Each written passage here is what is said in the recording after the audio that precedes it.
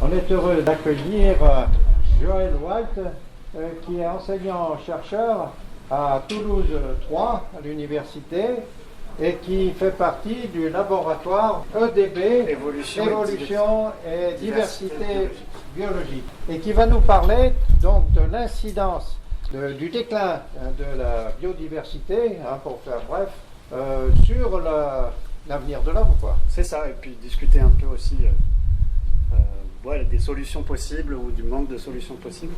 Donc je vous remercie pour cette invitation. Donc contrairement à Hervé et Javier, je ne suis pas donc de la maison, je suis un extérieur. C'est d'ailleurs la première fois que je viens à Purpan. Il faut une première fois à tout, mais ce ne sera certainement pas la dernière, enfin j'espère. Et donc vous avez peut-être remarqué que mon titre a changé par rapport à ce que vous avez dans le programme. Et en fait, c'est vrai que j'ai pris la liberté de changer le titre parce que ça correspondait plus à mes compétences et à ce que je voulais vous raconter cet après-midi. Voilà, donc je vais commencer par me présenter. Alors effectivement, je pense que Martin m'a contacté un peu parce que j'ai une double casquette. Je suis à la fois chercheur et scientifique dans le domaine de la biodiversité. Et il s'avère que je suis également chrétien et engagé dans une association de chrétiens qui sont dans la conservation de la nature et de l'environnement. Donc l'association s'appelle Arocha. Donc je vais en parler juste après. Voilà, Arocha. Alors, il faut déjà que j'appuie sur le bon bouton. Donc voilà, pour me présenter rapidement, Martin l'a déjà fait, donc je suis enseignant-chercheur en écologie au laboratoire Évolution et Diversité biologique, donc à l'UPS, pas très loin d'ici. Et en ce qui concerne mes thématiques de recherche, en fait, moi, ce qui m'intéresse, c'est les milliers, même les millions de micro-organismes que chacun de nous hébergeons dans nos intestins. Et c'est le cas de tous les animaux.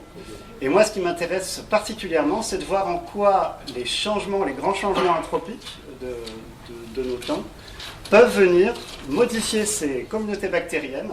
Donc j'ai fait des études sur l'effet du changement climatique sur le microbiote de lézard, ce qui est particulièrement intéressant, parce que ce sont des ectothermes, donc dépendants de la température ambiante pour leur physiologie. J'ai étudié également l'effet de l'urbanisation sur le microbiote d'oiseaux. Également, là, j'ai un projet sur l'effet des pesticides sur ce microbiote. Et puis aussi d'autres projets, notamment sur l'effet de l'eutrophisation sur le microbiote de poissons. Et donc moi, voilà, ce qui m'intéresse, c'est de voir quels sont les impacts de ces différents changements globaux sur une partie de la biodiversité à laquelle on ne pense pas souvent, mais qu'on héberge tous à l'intérieur de nous, et on en parlera un petit peu tout à l'heure, qui est très importante. Comme je disais, j'ai une double casquette, donc là je remets ma casquette de chrétien engagé dans une ONG donc, qui s'appelle Arocha, et on a deux missions principales. C'est préserver et restaurer le vivant, et aussi mobiliser les chrétiens, parce qu'on se rend compte, alors peut-être qu'il y a certains d'entre vous ici qui sont dans les milieux chrétiens, que beaucoup de chrétiens n'ont pas pris conscience de l'importance du problème écologique, et quelle était la relation avec la foi. Alors Arocha, c'est une ONG internationale, donc on est présent dans 20 pays différents de conservation de la nature. Si on prend le total de tous les programmes qui ont lieu à travers le monde, on estime, donc en 2019 en tout cas, il y avait à peu près 211 espèces qui étaient sur la liste rouge de IUCN qui ont bénéficié des actions d'Arocha, et ça représente un total de 212 000 hectares gérés, restaurés ou préservés. Alors je vais juste vous donner un exemple de ce qui se passe, pour ne pas passer trop de temps. Arocha Pérou, par exemple, un des programmes qui est réalisé là-bas, c'est la replantation de la forêt Warango, qui est un des écosystèmes les plus menacés au monde. C'est une forêt un peu sèche dans les hauteurs du Pérou. Et là, le projet est de contribuer à replanter cette forêt, à la fois pour la biodiversité, mais aussi parce que ça a un impact sur les populations locales, puisque c'est une source de bois et de nourriture pour ces populations. Et puis, il y a aussi donc Arocha France, donc l'association existant aussi en France. Et on est investi dans pas mal de programmes de conservation, notamment dans 2 sites dans le sud de la France, dans la vallée des Baux et aussi dans les hauteurs des Alpes, dans le domaine des Courmettes, des Alpes-Maritimes. Et voilà, ça c'est quelques chiffres pour 2020, donc 900 hectares gérés directement, et puis un impact sur 37 500 hectares au total. Et puis voilà, on fait des suivis et des programmes de gestion. Alors comme vous avez vu, une de nos espèces emblématiques, c'est le rolier d'Europe. On gère un programme de conservation du rolier d'Europe on dirait qu'il est tropical, hein, mais c'est un oiseau qu'on peut trouver sur le pourtour méditerranéen, pas très loin d'ici. D'ailleurs, j'en ai vu pas très loin, notamment au printemps, à l'automne, quelques individus perdus. Voilà, mais ça c'est un de nos programmes. On a installé un stand dans le grand hall de Purpan, et il y a une service civique qui est aussi ex-étudiante agro qui est là-bas. Et donc si vous avez des questions à lui poser sur cette association, n'hésitez pas à aller la voir.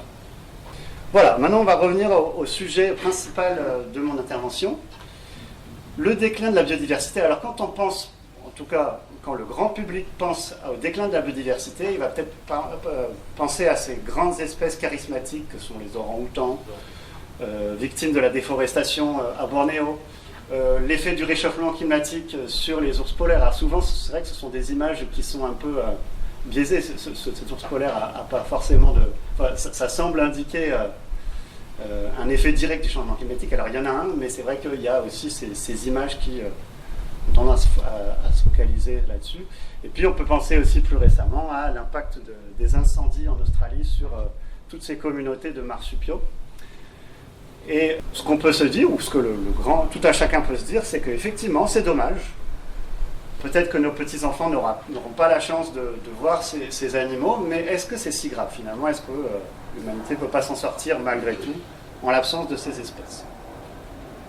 Alors, ce est-ce si grave? Je me suis intéressé à un sondage qui est paru dans Le Monde l'année dernière, où on posait cette question à des personnes. Parmi cette liste, quels sont les problèmes liés à l'environnement que vous jugez le plus préoccupants dans votre pays? Et on a un tiers des personnes qui mettent le changement climatique tout en haut. Et puis vous voyez que tout en bas ici, on a le recul de la biodiversité. Donc ça ne fait pas partie, on va dire, des préoccupations majeures des personnes qui ont été sondées. Moi, je me suis juste demandé si on avait changé un peu la manière de formuler, si on avait parlé d'extinction du vivant. Je me demande si j'espère que le pourcentage aurait été un peu plus élevé, mais ça souligne un peu aussi l'importance aussi de peut-être d'utiliser des mots qui parlent aux gens. Alors, quelle peut être la raison de cette focalisation qui se trouve dans les médias, aussi au niveau des politiques publiques, sur ce changement climatique? Alors voilà, la raison proximale, c'est que justement les médias en parlent beaucoup, c'est pour ça que les gens et les médias sont focalisés là-dessus. Et si on va un peu plus loin, ça peut être un des éléments d'explication, c'est que le défi climatique, en fait, c'est relativement simple. Ça peut être résumé en un seul paramètre, qui est le taux de gaz à effet de serre dans l'atmosphère, ou même globalement du CO2. Et de manière très simple, tant de CO2 équivaut à tant de degrés en plus sur la planète. Et du coup, cette relative simplicité peut aider les gouvernements aussi à avoir des objectifs précis. Dans le cas de la biodiversité, des écosystèmes, Hervé et Javier l'ont très bien démontré, c'est beaucoup plus complexe et c'est peut-être plus difficile à appréhender. On a plus de mal à concevoir quels peuvent être les effets du déclin de la biodiversité sur nos sociétés, sur nous. Et puis il y a des choses un peu plus basiques, c'est que pour tout un chacun, on arrive assez bien à imaginer que 5 degrés de plus, notre confort de vie ne va pas être très agréable. Par contre, on a peut-être plus de mal à comprendre en quoi la perte de 100 espèces autour de nous va nous impacter. Alors, on va en parler un peu plus dans la suite de mon intervention, mais pourquoi est-ce que c'est problématique de mettre toute la focale sur le changement climatique? Eh bien, c'est que vous n'êtes pas sans savoir que c'est une toute petite partie, peut-être que j'exagère, mais en tout cas, c'est une partie du problème. La perte de la biodiversité et les inégalités, la pauvreté font partie des 3 grandes crises que connaisse la planète. Et si on focalise tout sur le changement climatique, ça peut amener à des situations aberrantes et à des fausses idées qu'on va être sauvé juste en ayant une technologie zéro carbone, c'est-à-dire qui n'existe pas, on verra. Hein. Mais du coup, ça peut donner cette fausse impression que la transition énergétique va résoudre le problème. Et on va voir plus tard pourquoi c'est pas si simple que ça. Je vais revenir sur les grandes causes qui ont été répertoriées par l'IPBES. Je ne sais pas si vous avez entendu parler de ça. C'est une plateforme intergouvernementale pour la biodiversité et les services écosystémiques. C'est un peu l'équivalent du GIEC, mais pour la biodiversité. Et c'est un rapport, donc un des principaux rapports a été publié en 2019 et qui est basé sur plus de 15 000 études scientifiques différentes. Et là, je diffère un peu avec les chiffres avec l'ordre qu'avait donné Hervé, mais il faudra qu'on accorde nos violons. Mais en tout cas, là, on est d'accord, c'est que la principale cause, ils ont essayé de quantifier, en tout cas, plus du tiers des causes du déclin de la biodiversité sont des changements d'utilisation des terres et des mers. En deuxième position, et ça concerne peut-être plus principalement les écosystèmes marins, on a l'exploitation directe qui consiste à prélever directement les individus dans leurs écosystèmes. Et selon ce rapport, en tout cas, seulement viennent en troisième position le changement climatique, les pollutions diverses, que ce soit chimiques, lumineux, etc. Et puis les espèces exotiques envahissantes. C'est possible que ces paramètres, en tout cas que l'impact de ces paramètres sur le déclin de la biodiversité change au cours du temps. On s'attend à ce que le changement climatique ait un impact de plus en plus grand, malheureusement. Mais voilà en tout cas les principales causes qui ont été identifiées. Donc voilà, ici je vous ai mis l'IPBES. Vous verrez qu'il y a un rapport qui est quand même relativement qui est dense, mais il y a une version qui a été faite pour les décideurs politiques et où il y a des graphiques qui synthétisent un peu ce problème de la biodiversité. Je voulais juste me focaliser un tout petit peu justement sur ce principal facteur de destruction de la biodiversité, qui est le changement d'utilisation des terres et des mers. Les deux principaux facteurs sont la déforestation d'écosystèmes, donc de forêts dans les zones équatoriales et tropicales, pour transformation en de l'agriculture intensive. Donc ici, alors cette carte-là, c'est une zone du Pérou, de Bolivie, pardon, entre 1975 et 2003, vous voyez qu'il y a un énorme changement, c'est la même photo. Là, par contre, c'est une photo de Bornéo avec des plantations de palmiers à huile. Il faut savoir donc que l'agriculture intensive, ça concerne un tiers des terres émergées. Donc, comme on a vu dans les deux exposés d'Hervé et de Ravière, on est vraiment à un niveau très important d'anthropisation de la planète. Et il y a 3/4 des ressources en eau qui sont utilisées pour cette agriculture. Et un des soucis, c'est qu'en fait, cette destruction, cette déforestation pour transformation en agriculture intensive, c'est le fait de quelques multinationales qui répondent à une demande des consommateurs occidentaux. Typiquement, les plantations de soja contribuent grandement à la filière viande en Europe. Et pareil, l'huile de palme, en fait, c'est une demande de l'industrie agroalimentaire des pays développés principalement. Et le souci, c'est que les populations locales n'en bénéficient pas, ou voire très peu. Et une façon de représenter ça, alors on va y aller étape par étape, mais ce que ça montre, c'est les flux de commerce internationaux. Alors c'est un graphique, donc voilà, je mets toujours les références. Donc c'est quelque chose qui est paru en 2019 dans Nature Ecology Evolution. Mais donc ça représente les flux internationaux de commerce et ça montre l'impact de la biodiversité dans certaines régions du monde et ça montre par ailleurs à qui bénéficie cet impact sur la biodiversité. Et ce qu'on voit, c'est que plus des 2/3 de l'impact concerne l'Amérique du Sud et l'Afrique.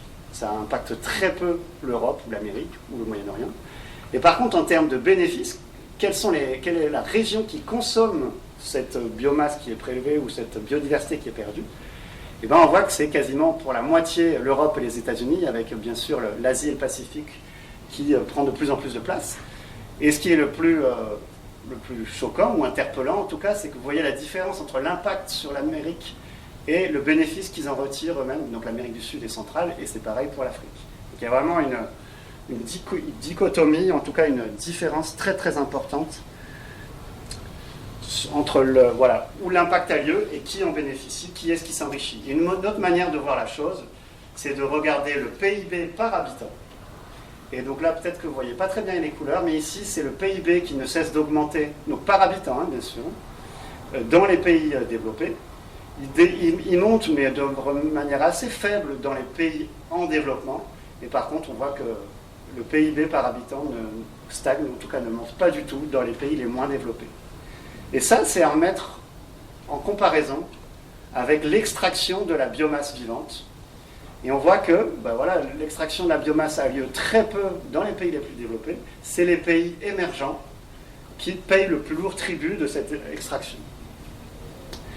Et un chiffre un peu marquant, c'est que depuis 1980, on a une augmentation par personne de 15% de la consommation de matières premières. Donc la matière première, c'est quoi? C'est des plantes, des animaux, des minerais, des combustibles fossiles. Et quand on s'imagine, alors peut-être que, moi c'est vrai qu'en 1980 j'étais à peine né, donc je ne m'en souviens pas, mais est-ce qu'on peut imaginer qu'on manquait de quoi que ce soit dans les années 80? Est-ce qu'on a besoin de consommer 15% de plus que cette époque-là? C'est une question qui se pose. Et donc ce que ça indique, c'est que faut pas y aller par quatre chemins, c'est nous les consommateurs des pays développés qui sommes la cause principale de l'érosion de la biodiversité. Donc voilà, peut-être que quand on pense à déclin de la biodiversité, bien sûr c'est important de sauvegarder les espèces charismatiques dont je parlais, mais c'est peut-être plus se focaliser sur ce qui se passe en termes de destruction et de dégradation des habitats. Et puis ça ne concerne pas que les pays du Sud. Ici c'est une carte qui montre la région toulousaine, et ce que vous avez en rouge c'est l'étalement urbain. Vous avez ici la région toulousaine en 90, vous voyez que la tâche urbaine est pas relativement grande. Et ça, c'est en 2006. Et on voit que l'étalement urbain, vous n'êtes pas sans le savoir, si vous êtes toulousain, il est vraiment exponentiel à Toulouse. Moi, j'habite ici sur cet axe-là. Et je peux vous dire qu'en fait, donc, en 2021, ça, c'est quasiment tout rouge. C'est une ligne rouge. Et vous connaissez le chiffre, on estime que c'est l'équivalent d'un département français tous les 10 ans qui est artificialisé et qui correspond à une perte de biodiversité également dans nos régions à nous. Mais du coup, on peut revenir à notre question initiale. Bon, c'est bien dommage tout ça, mais est-ce que c'est si grave? Est-ce que, finalement, ça pose un problème pour l'humanité? Alors, Hervé et Javier en ont déjà parlé, donc je pense que vous avez déjà une idée de la réponse. Mais donc, ce que je voulais faire, c'est donner... On a parlé de services écosystémiques, moi je voulais donner quelques exemples des bénéfices qu'apporte la biodiversité à l'humanité. Alors, c'est quelque chose dont... à la fois Hervé et Javier ont déjà parlé, mais effectivement, les principales choses à laquelle on peut penser, c'est la séquestration du carbone, c'est-à-dire transformer le CO2 en matière organique et la production d'oxygène. Alors on a tendance à penser aux forêts, principalement, mais on pourrait se dire, quand on prend l'exemple d'eucalyptus que disait Hervé, est-ce qu'on ne pourrait pas planter des monocultures pour la fixation du carbone? Eh bien, il a été montré, alors je suis désolé, généralement je mets toujours mes sources, mais là je ne l'ai pas mis, donc il faudra que je complète. Mais ce qu'on a observé, c'est que plus la richesse spécifique, donc le nombre d'espèces d'arbres, était important dans un endroit donné, dans un habitat donné, plus la productivité, et donc là on peut parler de NPP, dont parlait Javier, la productivité nette primaire, donc c'est-à-dire cette capacité à produire de la matière organique à partir du CO2 atmosphérique, plus il est important. Et ça, à quoi c'est dû? C'est qu'en fait, quand un écosystème est extrêmement diversifié, les arbres arrivent mieux à utiliser, parce que chacun a sa niche, à mieux utiliser les ressources, et puis il y a toute une série d'interactions entre les organismes qui fait que leur rendement ou leur capacité photosynthétique est supérieure, en tout cas à l'échelle globale. Peut-être que certaines espèces tireront moins l'épingle du jeu, mais en tout cas, à l'échelle, si on prend l'ensemble de l'écosystème considéré, il y a une productivité plus importante. Il ne faut pas oublier non plus le rôle du phytoplancton dans les océans, le rôle des océans dans la fixation du carbone, qui est vraiment énorme. Je pense que ça constitue à peu près la moitié. On a tendance à se focaliser sur les forêts des écosystèmes terrestres, mais les écosystèmes marins ont un rôle extrêmement important également dans la production d'oxygène et la séquestration du carbone. Donc ça, c'est un premier exemple auquel on pense tous. Je ne vais pas trop passer de temps là-dessus, puisque Hervé en a déjà parlé, mais vous n'êtes pas sans savoir que la pollinisation est importante pour 75% des cultures. Et ce que ce graphe montre, donc c'est un papier par Garibaldi qui est paru dans Science, il me semble, où il montre l'implication des pollinisateurs sauvages dans la pollinisation des cultures. Et donc en vert, c'est les abeilles domestiques, une espèce, comme l'a bien rappelé Hervé, et en violet, ce sont toutes les autres espèces sauvages. Et on voit que dans de nombreuses régions du globe, c'est la pollinisation des cultures est quasiment intégralement effectuée par les pollinisateurs sauvages. Et puis vous connaissez tous cette image, j'imagine, c'est voilà à quoi ressembleraient les étals de nos supermarchés sans pollinisateurs. Eh bien, il n'y aurait plus que des salades et des oranges, puisque les oranges sont auto-fécondes, ou en tout cas on a sélectionné des variétés qui n'ont plus besoin trop de pollinisateurs. Et puis, j'aime pas trop justement le fait de traduire les services que nous rend la biodiversité en valeur économique, mais il y a de nombreuses personnes pour qui il n'y a que ça qui leur parle. Donc c'est un collègue à moi d'ailleurs qui a participé à l'évaluation de la valeur économique de la pollinisation. Ça, voilà, on estime entre 235 et 500 milliards de dollars par an les services rendus par les pollinisateurs. Dans cette période on commence un petit peu à aller mieux, mais en tout cas dans cette période de Covid, il ne faut pas oublier l'importance de la biodiversité dans la régulation des maladies. Depuis 1940, 60% des maladies qui sont apparues sont issues de zoonoses, c'est-à-dire c'est des maladies issues d'espèces sauvages. Ici, c'est un graphique qui montre, effectivement, il y a de plus en plus de maladies émergentes, et il semblerait qu'il y ait une tendance quand même à ce que les maladies issues d'espèces sauvages, donc la biodiversité ici en blanc, est de plus en plus importante également. Je ne vais pas entrer dans les détails par rapport à ça. L'idée, c'est que en fait, plus on perturbe les écosystèmes, plus on va rentrer en contact avec des espèces avec lesquelles, normalement, on n'a pas de contact. Et c'est là où il peut y avoir ce qu'on appelle le phénomène de pathogen spillover, c'est-à-dire c'est le pathogène qui va passer dans un autre hôte. Et dans de nombreux cas, c'est des contacts, ou en tout cas des perturbations d'écosystèmes en lien avec les chauves-souris, qui sont à l'origine de beaucoup de maladies. Alors pour ceux d'entre vous qui aiment bien jouer avec les mots, il y a un moyen mnémotechnique. Chauve-souris, c'est un anagramme de souche à virus. Vous pourrez faire le test chez vous. Mais c'est très vrai, en fait. Alors, on n'a pas le temps d'entrer dans les détails, je pourrais vous en parler si vous voulez. Mais il y a de nombreuses maladies qui viennent des chauves-souris. Alors la solution, c'est pas de supprimer les chauves-souris, bien évidemment. Et ce que je vous invite à faire, c'est regarder une vidéo qui est excellente, qui a été faite, publiée dans Le Monde. Pour ceux qui sont des geeks, j'ai mis le QR code, comme ça vous avez le lien directement de cette vidéo. Mais en tout cas, cette vidéo s'appelle « Pourquoi nos modes de vie sont à l'origine des pandémies ». Et donc c'est assez éclairant sur notre impact sur la biodiversité, a un impact direct sur la santé de nombreuses populations et a engendré cette situation du Covid. Un autre exemple que je trouve assez frappant, c'est donc la régulation des ravageurs. Je ne sais pas si vous avez entendu parler de la campagne des 4 nuisibles. Donc c'était quelque chose qui a été mis en place par Mao Tse-tung dans la Chine communiste des années 60, dans le cadre de ce qu'ils appelaient le grand bond en avant. Et ils avaient identifié 4 nuisibles, le moustique, la mouche, le rat et le moineau friquet, qui considéraient être des ravageurs des cultures. Et donc ils ont entrepris des campagnes d'éradication de ces 4 nuisibles. Et en particulier pour ce qui est le moineau friquet, donc c'est cet oiseau-là qui d'ailleurs est en fort déclin ici en Europe, on n'en a quasiment pas. Et bien du coup ils ont impliqué les populations là-dedans et donc ils ont tué des millions et des millions de moineaux friquets en l'espace de 2 ans, parce qu'ils étaient granivores. Mais par contre il y a un détail qu'ils ont oublié, c'est que les oiseaux, enfin les granivores, sont également insectivores. Les jeunes ont besoin de protéines lors de la croissance. Et ils ont eu, dans les années qui ont suivi ce fort déclin des moineaux friquets, une explosion dans les insectes ravageurs, avec un impact super important sur les cultures. Et certains considèrent que ça a contribué à la grande famine chinoise, donc dans les années 60, qui a fait 30 millions de morts. Alors je pense que voilà, il n'y a pas eu, d'études directes là-dessus, mais effectivement il y a peut-être une piste de ce côté-là. D'autres choses auxquelles on ne pense pas forcément, c'est la biodiversité qui peut constituer un tampon contre les événements climatiques extrêmes. Je pense notamment aux mangroves. Il a été montré, notamment suite au tsunami dans l'océan Indien, que les côtes qui étaient relativement préservées avec des mangroves avaient subi un impact beaucoup moindre de ce tsunami que les côtes dont les mangroves avaient été coupées.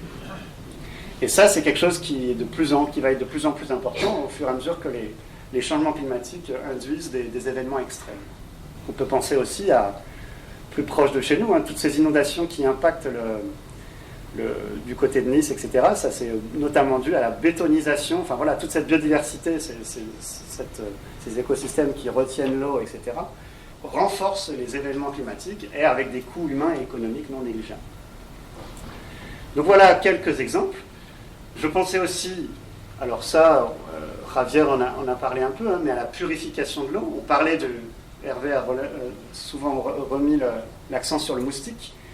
On déteste tous les moustiques, mais il ne faut pas oublier que les larves de moustiques et tous les organismes aquatiques dans les milieux humides contribuent grandement à la filtration de toutes ces particules de matière organique dans l'eau et à la purification. Donc c'est des maillons essentiels dans les écosystèmes. Pareil, je ne vais pas vous faire un cours sur l'importance de la biodiversité dans les sols, puisque Javier en a parlé de manière très intéressante juste avant. Mais c'est vrai que sans le vivant, sans la biodiversité, les rendements sont très très compliqués. Et puis, je voulais souligner donc, un aspect auquel on ne pense pas souvent et qui est plus en lien avec mes travaux de recherche, qui est la santé intestinale. Donc, on héberge tous à l'intérieur de notre intestin. Donc voilà, c'est une vue d'artiste de l'intérieur d'un intestin avec voilà, les muqueuses intestinales et la lumière qu'on voit au bout du tunnel. Et ici, chaque bactérie est illustrée d'une manière de couleur, mais en tout cas, voilà, c'est une vue d'artiste. On a tous à l'intérieur de nous un écosystème qui est foisonnant, qui constitue donc 1000 milliards de cellules différentes, ce qui est énorme. Et si on raisonne en termes de biomasse, donc là je reviens à ce que Hervé disait tout à l'heure, ça va constituer 1 kg. Donc si je retirais toutes les bactéries à l'intérieur de votre intestin, vous pèseriez 1 kg de moins. Par contre, je ne recommande pas cette méthode comme méthode d'amincissement, parce que vous risqueriez de ne pas survivre très longtemps sans vos bactéries intestinales. Et ça comprend à peu près donc, 300 espèces différentes. Alors, dans les dernières décennies, avec l'avènement des technologies de séquençage qui ont été développées, on a vraiment découvert l'importance de ce microbiote, de manière assez peut-être intuitive dans la digestion et la nutrition, dans le développement des muqueuses intestinales. Ils ont montré chez les souris que quand il n'y a pas de microbiote, l'intestin ne se développait pas de manière correcte. Pareil pour le système immunitaire. Le microbiote a un rôle très très important, interagit très fortement avec le système immunitaire.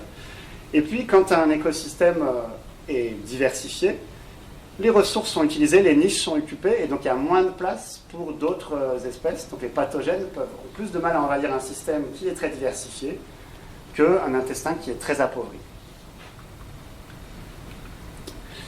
Alors il y a des chercheurs qui ont fait une étude où ils ont voulu comparer le microbiote de populations d'Amérique du Nord, occidentale, avec des populations avec un mode de vie plus traditionnel, de type chasseur-cueilleur, au Malawi et au Venezuela. Et ils s'attendaient. Alors ici, ce que c'est que ça s'appelle une ordination, où chaque point représente une communauté bactérienne, et plus deux points sont éloignés, plus elles sont différentes les unes des autres. C'est ce qu'on parle de. On parle de bêta-diversité, c'est-à-dire à quel point deux communautés sont différentes. Ils s'attendaient à avoir 3 nuages, en fait. Un nuage sud-américain, un nuage africain et un nuage nord-américain. Et en fait, à leur grande surprise, ce n'est pas du tout ce qu'ils ont trouvé. Ils ont trouvé un nuage, effectivement, américain, et un nuage où le microbiote des peuples, des gens qu'ils ont échantillonnés au Malawi et au Venezuela convergeait complètement. Ils ont aussi regardé la diversité, ou la richesse dans ce cas-là, pour être plus précis. Donc ici, chaque barre correspond à une espèce bactérienne, en gros, et ils ont remarqué que, alors ici, en rouge, ça va être les embranchements, ici les ordres, ici les genres, quelque chose comme ça.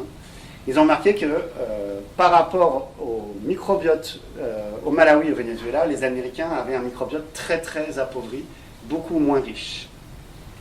Alors il faut savoir que quand on a un mode de vie, donc une alimentation riche en fibres, pauvre en graisses, en protéines et pas d'aliments transformés, en fait on va ingérer beaucoup de chaînes de polysaccharides, donc c'est des chaînes qui sont très longues et qui sont quasiment pas digestes par le système digestif humain.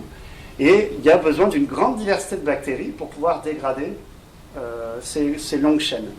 Donc voilà, quand on a cette alimentation-là, on est presque obligé d'héberger une grande diversité de bactéries.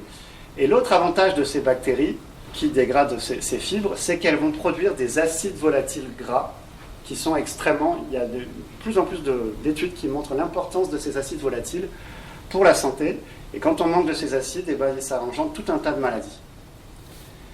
Et quand il y a eu industrialisation, c'est-à-dire passage d'une alimentation donc riche en fibres, en végétaux et pauvre en protéines et en graisses, eh bien, on remarque quelque chose où il y a une baisse de diversité énorme Et puis, il n'y a pas que ça, il n'y a pas que l'alimentation qui change. Il y a aussi un environnement qui est plus aseptisé, donc on est en contact avec moins de bactéries différentes, plus polluées. Et puis, il y a ces antibiotiques qu'on va prendre régulièrement. On parlait de napalm tout à l'heure, mais en fait, quand on prend des antibiotiques, ça a un peu l'effet du napalm sur une forêt. C'est-à-dire que ça va bousiller la communauté bactérienne. Et bien sûr, elle est résiliente, on a parlé de résilience, donc elle va revenir. Mais elle ne va pas tout à fait revenir de la même manière. Si vous rasez une ville et que vous reconstruisez, vous n'allez pas réussir à avoir exactement ce qu'il y avait avant. Et c'est pareil pour le... Donc quand des prises d'antibiotiques réguliers contribuent à un appauvrissement global du microbiote. Et en fait, ce qui se passe quand on a ce régime occidental, c'est qu'on va ne plus avoir besoin d'une grande diversité de bactéries, et on va plutôt sélectionner des bactéries paresseuses qui n'ont pas vraiment besoin de beaucoup d'énergie pour digérer. Les aliments transformés, il n'y a pas besoin de beaucoup d'énergie ou de bactéries pour les transformer. Et au contraire, ça va même sélectionner des micro-organismes qui ont des tendances à être néfastes, qui vont dégrader les muqueuses de l'intestin, et avoir aussi des souches qui sont résistantes aux antibiotiques. Et donc on a l'apparition de ce que moi j'ai appelé le macdobiote, qui est un peu ce dont on souffre, en tout cas dans nos sociétés occidentales. Et quelque chose qui est un peu inquiétant, oui, je vous donne encore une mauvaise nouvelle, vous n'avez que des mauvaises nouvelles cet après-midi, mais encore une autre, c'est qu'il y a potentiellement des conséquences sur le long terme. Une étude a été faite sur des souris, où leur donner une alimentation donc pauvre en fibres, riche en graisses, en protéines, etc., pendant 10 générations. Et ce qu'ils ont remarqué, c'est qu'au bout d'une génération, quand on leur redonnait la nourriture qui était riche en fibres, etc., on revenait à un microbiote diversifié avec beaucoup de fonctions métaboliques. Mais au bout de 10 générations, même quand on redonne la bonne nourriture, eh bien, les autres sont incapables d'héberger cette grande diversité microbienne. C'est-à-dire que, par sélection naturelle, les autres ont perdu la capacité à héberger cette grande diversité qui est nécessaire et qui est hyper importante pour la santé. Et puis il y a autre chose qui est important, c'est qu'on a montré de plus en plus un lien entre microbiote et cerveau. Je ne sais pas si ça c'est des choses dont on parle un peu de plus en plus. Il faut savoir que le système nerveux de l'intestin s'appelle le système nerveux mésentérique et est hyper développé, presque aussi développé que le système nerveux central. Et il communique directement avec le système nerveux central, donc qui est le cerveau et la moelle épinière, par le nerf vague.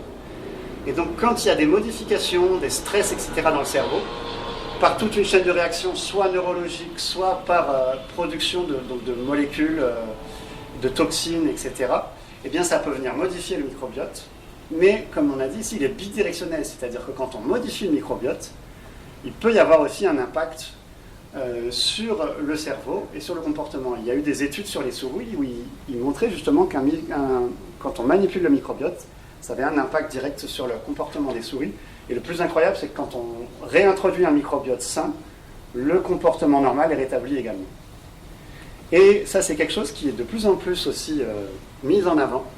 C'est chez nous, chez l'humain, on montre des liens. Alors, les liens de cause à effet ne sont pas encore tout à fait toujours établis, mais dans certains cas, ils le sont, entre cette biodiversité intérieure qui est appauvrie et des troubles tels que l'obésité, le trouble du comportement alimentaire, mais des maladies également comme la maladie de Crohn, les maladies atopiques. Et puis, de plus en plus aussi, des liens sont faits avec l'anxiété, la dépression, l'autisme. Il y a une publique qui est sortie en 2018 où ils ont fait une transplantation de microbiote chez des enfants qui étaient autistes. Et ils ont observé, 2 ans après ce traitement, des améliorations dans les troubles du comportement autistique. Certains prédisent que bientôt on ne parlera pas d'antidépresseurs, mais de psychobiotiques, c'est-à-dire qu'on prendra des bonnes bactéries pour améliorer notre santé mentale. Et puis, donc, pour revenir un peu à mes recherches, nous, ce qu'on a fait, c'est qu'on a prélevé le microbiote de moineaux domestiques, ici, dans la région toulousaine, en centre-ville et dans les régions plus rurales. Et on a montré exactement le même phénomène, c'est-à-dire que les moineaux urbains qui ont accès à ces frites et ce pain qu'on laisse, eh bien, ont un microbiote appauvri, avec beaucoup moins de fonctions métaboliques, et ça a un effet néfaste sur leur santé. Donc, il semblerait que, par notre comportement, que les moineaux souffrent également du macdobiote. Donc voilà, il y a aussi la santé intestinale, et puis, alors, quelque chose dont Javier, mais également Hervé ont parlé, il y a tout ce qui est immatériel, c'est-à-dire tout ce que la biodiversité nous apporte en termes éducatifs, récréatifs, esthétiques, et puis bien sûr spirituels. Je ne vais pas m'étendre là-dessus. Et Le rapport de l'IPBES a fait un peu une revue de la valeur de ces services écosystémiques, et tous ces services écosystémiques sont en déclin, en lien avec le déclin de la biodiversité. Et donc, pour résumer un peu la situation, je vais reprendre les mots de Jamieson Ervin, donc, qui était un responsable du développement durable à l'ONU, qui dit « Les bénéfices de la biodiversité pour l'humanité sont incalculables et le coût de l'inaction est impensable. » Donc voilà, on dresse un portrait pas très reluisant. Quelles peuvent être les solutions face à ce constat? Il y a de nombreux gens qui pensent qu'on peut s'en sortir par le progrès technique. Et peut-être aussi par le progrès. Je serais assez intéressé, s'il y a des agronomes parmi vous, voir si on peut, par progrès technologique et agronomique, est-ce qu'on peut résoudre le souci. Je pense notamment à cette idée qui est de, si les pollinisateurs disparaissent, qu'on remplace ça par des drones. On peut aussi penser à ces fermes verticales, je crois, qui sont développées, alors je ne sais plus si c'est aux Pays-Bas ou en Scandinavie, où Javier parlait de la déconnexion entre le sol, les consommateurs primaires et secondaires. Là, on est totalement dans la déconnexion, hein, c'est-à-dire que tout est artificialisé, et puis ça induit une quantité énorme d'énergie pour maintenir le système. Donc est-ce que la solution, elle vient de là? Certains pensent aussi qu'on peut juste aller coloniser Mars. C'est pas grave, on épuise toutes les ressources sur Terre et puis on va fonder une nouvelle colonie sur Mars. Bon, il y a tout un tas de raisons pour lesquelles ça c'est un peu farfelu, mais il semble oublier que toutes les ressources qui sont produites ici proviennent à l'origine de la Terre, et que sans que cette énergie et cette biomasse terrestre, rien de ça est faisable. Moi, je pense que ce qu'on peut dire, c'est que la technologie, elle ne pourra jamais égaler la complexité des écosystèmes, hein, ici, et puis elle ne pourra jamais égaler le fruit de millions d'années d'évolution, en tout cas, sauf à grands coûts de dollars et de technologie, et pour un rendement beaucoup moins efficace, à mon avis, que les pollinisateurs. Et puis, cette illusion qu'on peut s'en sortir par le progrès technique engendre en plus tout un tas de coûts en énergie et en matières premières qui ne font que renforcer le problème initial. Et puis ça engendre, enfin c'est peut-être pas le cas pour tout, mais souvent le progrès va engendrer tout un tas de complications auxquelles on n'avait pas pensé. Le téléphone portable, c'est génial, c'est vachement pratique, mais on se rend compte par ailleurs que notre temps d'attention moyen est passé de 12 secondes à 8 secondes en je crois que c'est quelques dizaines d'années. Donc voilà, est-ce que cette sortie par le progrès technique, est-ce que ce n'est pas une fuite en avant? La question se pose. Alors, la transition énergétique et croissance verte, ça c'est quelque chose qui est très cher à Emmanuel Macron apparemment.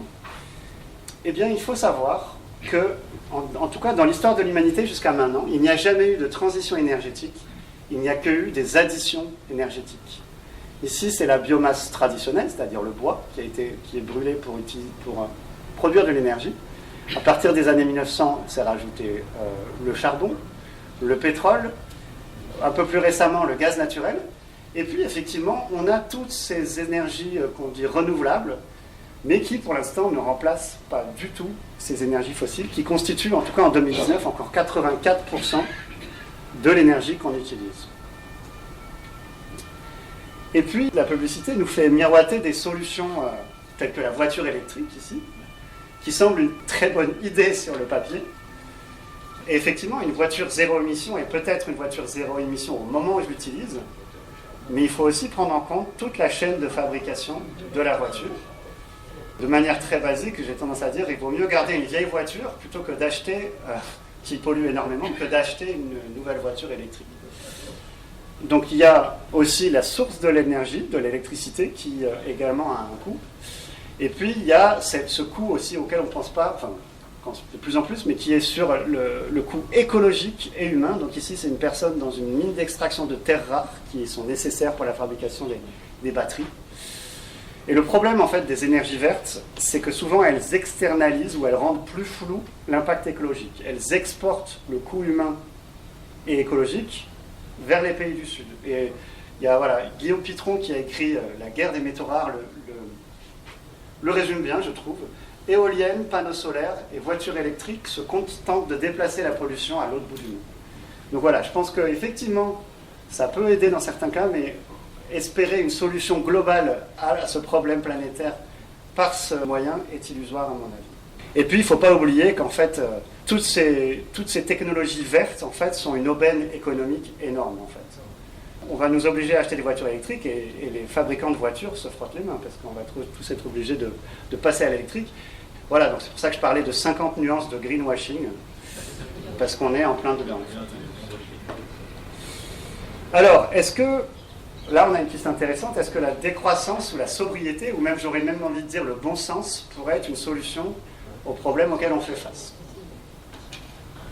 Alors voilà une petite vidéo que j'ai trouvée, j'ai encore mis le lien si ça vous intéresse, qui explique l'idée qui est derrière la décroissance. L'idée est assez simple, c'est vous connaissez tous, qu'on est dans un monde avec des ressources finies et qu'on ne va pas pouvoir produire des richesses à l'infini, et cette course à la croissance au PIB va amener à un épuisement total des ressources jusqu'à, in fine, si on continue comme ça, l'extinction de l'espèce humaine.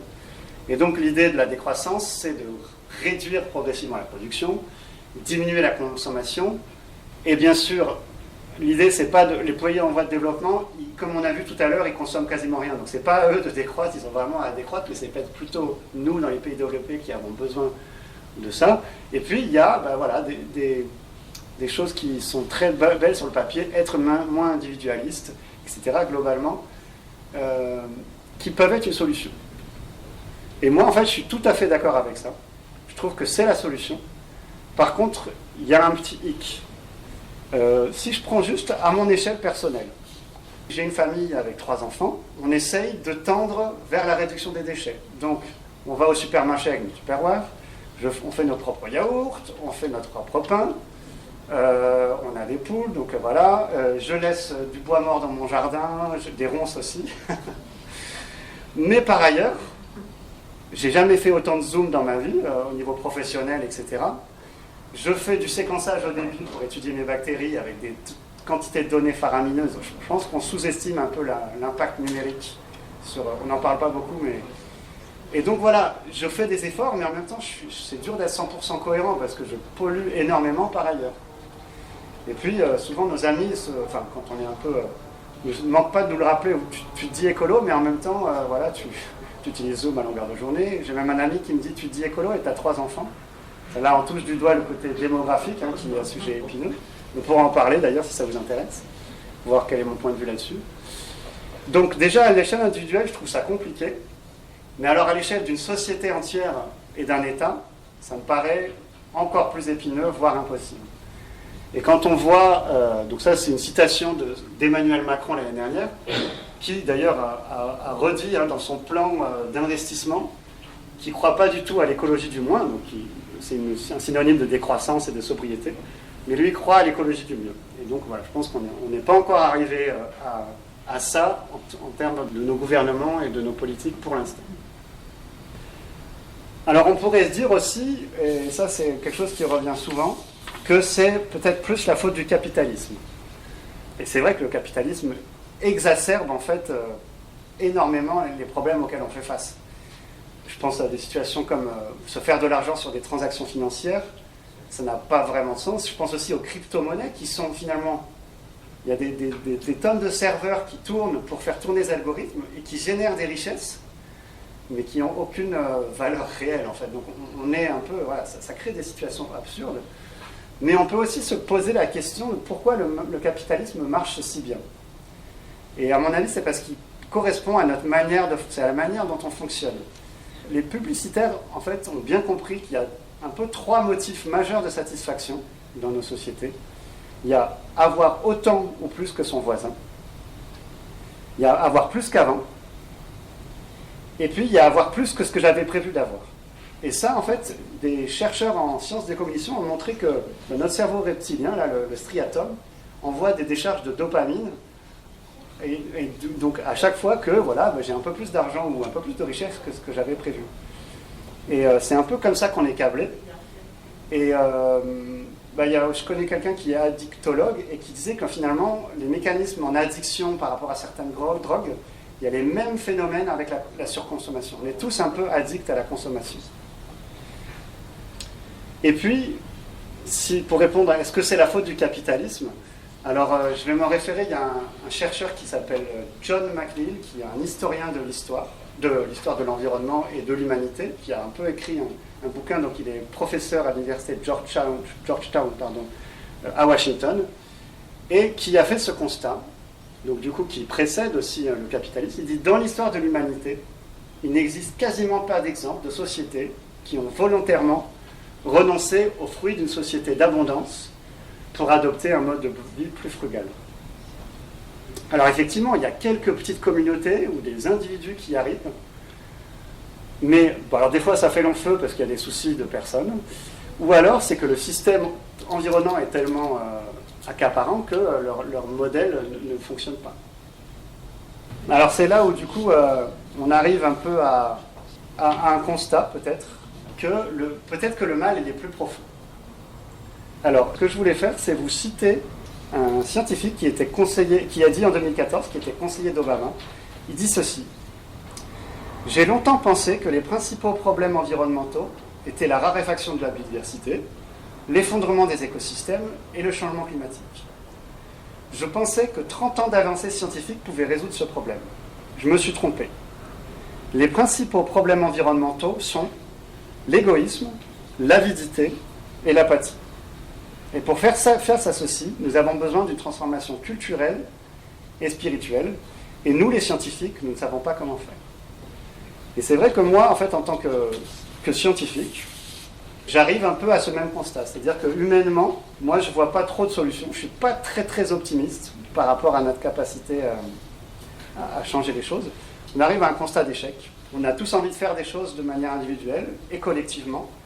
Et pour l'instant, en tout cas, on n'y arrive pas. À chaque fois qu'on fait des trucs, on a l'impression que ça renforce le problème initial. On est confronté à une incapacité de changer notre manière d'être, notre façon d'être, et on a l'impression que l'humanité va droit vers le mur. Et donc, là, je le redis, là, j'ai ma casquette de scientifique. En tant que scientifique, et d'un point de vue strictement humain, j'ai pas beaucoup de motifs d'espoir. J'ai pas l'impression que l'humanité va vraiment y arriver à s'en sortir seule. Mais par contre, et c'est là où j'alterne entre mes casquettes, en tant que chrétien, ma foi chrétienne, elle me donne une autre espérance. Pas une espérance en l'homme. Et là, je suis désolé, c'est vrai que je vous ai mis plein de graphiques, j'ai l'habitude de ça, et là, c'est en plus dans des choses philosophiques donc et spirituelles, donc mes diapos restent blanches. Mais, oui, donc je disais, ma foi chrétienne me donne une autre espérance, pas une espérance en l'homme, mais une espérance en un Dieu vivant, qui est intervenu il y a 2000 ans pour sauver l'humanité, par la mort de son fils Jésus.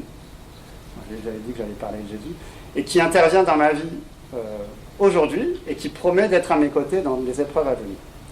Et en fait, la bonne nouvelle et l'espérance fondamentale pour les chrétiens, ce qui est marqué dans la Bible, c'est que la Bible promet ultimement une terre restaurée, renouvelée, débarrassée de toute souffrance. Alors, bien sûr, ça ne veut pas dire qu'on doit attendre en restant les bras croisés en attendant. Mais du coup, pour moi, la crise planétaire actuelle, c'est la manifestation et la conséquence de ce qui se passe quand l'homme décide de prendre sa destinée en main. Et cette crise montre à quel point, en fait, on a besoin de revenir vers Dieu et qui peut radicalement transformer nos vies. En nous aidant, je vais juste finir, et puis après, peut-être qu'on pourra débattre, parce que je pense que ça va être... En nous aidant à surpasser, ça, j'arrive à la conclusion, à notre propension naturelle, alors je parlais, à l'égoïsme, l'avidité, l'apathie, et ainsi transformer notre relation aux autres et notre relation à la planète vivante qui nous héberge. Voilà, donc c'était un peu ma réflexion en tant que chrétien sur ces questions. Je vous remercie. Et